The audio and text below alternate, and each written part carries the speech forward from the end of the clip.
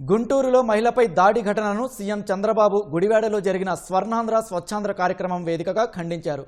గుంటూరులో ఇద్దరు వ్యక్తుల మధ్య జరిగిన తగాదాలో తెలుగుదేశం పార్టీ కార్యకర్త ఓ మహిళ పట్ల దుర్మార్గంగా ప్రవర్తించారని మండిపడ్డారు.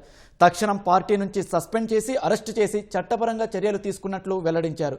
ఉదాసీనంగా వ్యవహరించిన అధికారులను కూడా బదిలీ చేస్తున్నామని తెలిపారు. చట్టాన్ని ఎవరు చేతుల్లోకి తీసుకునేందుకు వీల్లేదని హెచ్చరించారు.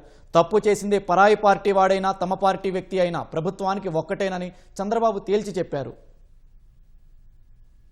గుంటూరులో ఒక విషయం జరిగింది. ఇద్దరి మధ్యలో తగరాదు. ఆ ఇద్దరి మధ్యలో ఉండే తగరాదుని ఒక తెలుగుదేశం పార్టీ కార్యకర్త ఉపయోగించుకొని వేరే వాళ్ళని ఈ ట్రాన్స్జెండర్ ఉంటారు వాళ్ళు పంపించి ఒక మహిళ బట్టలు ఇప్పే పరిస్థితికి వచ్చారు. అది విన్నాను. ఇది నేరం, ఎవరు చేసినా తప్పే. ఇమ్మీడియట్ గా అతన్ని పార్టీని సస్పెండ్ చేయడమే కాకుండా అరెస్ట్ చేయమని ఆదేశాలు ఇచ్చానని మీ అందరికీ ఇన్ఫర్మేషన్ ఇస్తున్నా.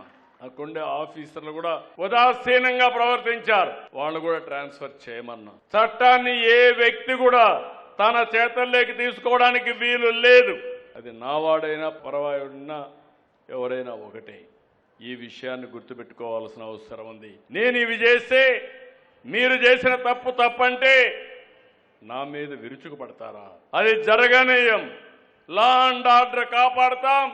మా ఆడబిడ్డల మానానికి శీలానికి రక్షణగా ఉంటా. ఇప్పుడే ఆమె ఇస్తున్నా. ఎవడైనా ఇలాంటి తప్పుడు పనులు చేస్తే ఎవడిని వదిలిపెట్టనని మరొకసారి మీ అందరికీ విజ్ఞప్తి చేస్తున్నా.